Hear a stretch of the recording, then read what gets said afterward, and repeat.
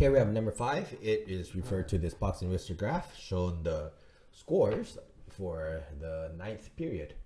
Okay, what is the highest score? When they are talking about the highest score, you're looking at the max, and the max values right here, which is going to be 102, which is the highest point here. What percentage of the class score above 72%? So here, this is above 72%.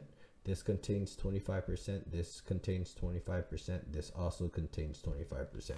Together, that will say 75% scored above a 72.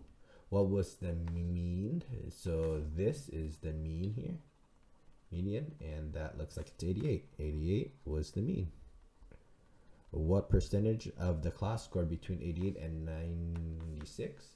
88 and 96, this is this part, which is just 25%.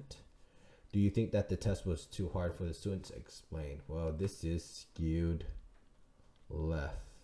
So it is no, it was not hard, because the median score was 88, which is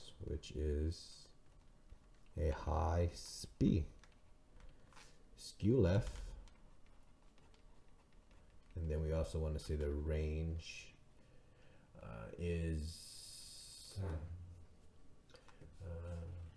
high, because the box is wide. There you go.